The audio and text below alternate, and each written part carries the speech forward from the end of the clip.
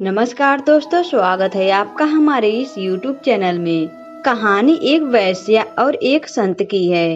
एक बहुत ही मनोरम स्थान पर एक बहुत सुंदर वैश्या रहती थी और उसके कोठे के ठीक सामने एक सन्यासी साधु का आश्रम था। सन्यासी हमेशा विचार मग्न रहता था कि मैं रात दिन प्रभु की भक्ति करता हूँ, उपवास के साथ रहता हूँ, व्रत और नियम का पालन करता हूँ, लेकिन सामने वह सुंदर वैश्या रात दिन नाच गाने में मशगूल रहती है। उसकी जिंदगी कितनी अच्छी है। कई लोग आते हैं, उसका भरण पोषण कर जाते हैं और आनंद का आनंद रहता है। लेकिन मैंने अपना पूरा जीवन उपवास, व्रत और नियम में ही निकाल दिया। एक दिन समय का चक्र घूमा और उस सन्यासी साधु की मौत हो गई। उस साधु के अंतिम संस्कार में कई लोग आए, लाखों लोगों की भीड़ उमड़ गई। सिद्ध सन्यासी का देहावसान हो गया, देवलोक गमन हो गया। उन्हें अंतिम संस्कार देना है, उन्हें समाधि देना है। लाखों लोगों ने एकत्रित होकर के उनका अंतिम संस्कार किया। लेकिन जब साधु महात्मा की आत्मा यमलोक में पहुंची तो उन्हें नरक का आदेश दिया गया। यह देख साधु महात्मा अत्यंत विचलित हुए।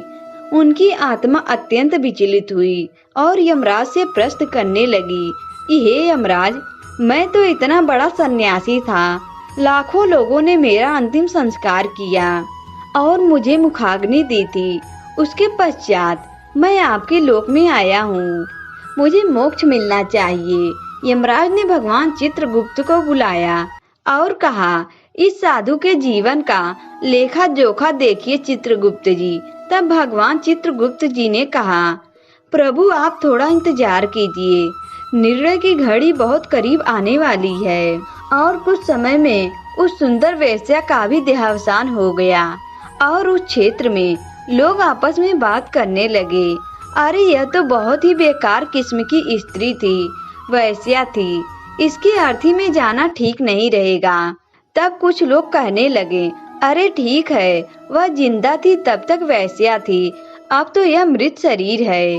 और हमारे शास्त्रों में लिखा है कि किसी भी मृत व्यक्ति के अंतिम संस्कार में जाना बहुत ही कल्याण का कार्य होता है। चलो हम इसकी अच्छे से अंत्येष्टि कर देते हैं।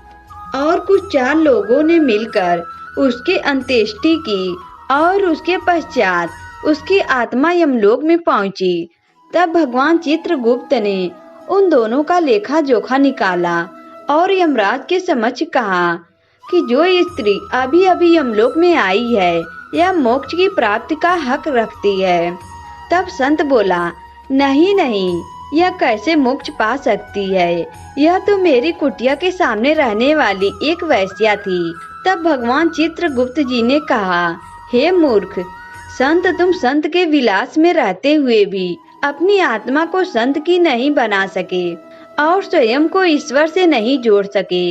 लेकिन यह वैश्या रहते हुए भी भगवान की भक्ति में लीन रहती थी।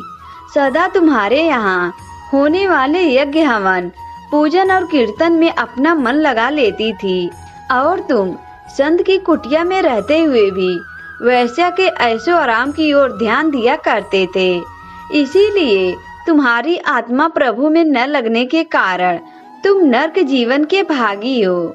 और यह एक वैश्यालय में रहते हुए भी प्रभु का, ईश्वर का सदैव मनन करती थी, इसलिए यह मोक्ष को प्राप्त करेगी और यही तुम्हारा दंड है। तब यमराज ने भी प्रसन्न होकर उस वैश्या को आशीर्वाद दिया और सेवकों से कहा, इसे मोक्ष की ओर अग्रसर करो और इस संत को नरक में डाल दो। इसलिए कहा गया है कि चित्त को हमेशा स्थिर रखो, जीवन को हमेशा खुला रखो और इस दुनिया में खुले मन के साथ जियो।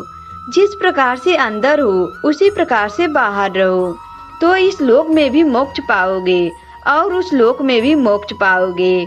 दोस्तों, हमारे द्वारा दी गई जानकारी आपको अच्छी लगी तो कमेंट करके हमें जरूर बताएं। दोस्तों, आज की वीडियो में बस इतना ही। अगर यह वीडियो आपको अच्छा लगा तो वीडियो को लाइक करें और हमारे चैनल को भी सब्सक्राइब करें दोस्तों वीडियो देखने के लिए आप सभी का धन्यवाद।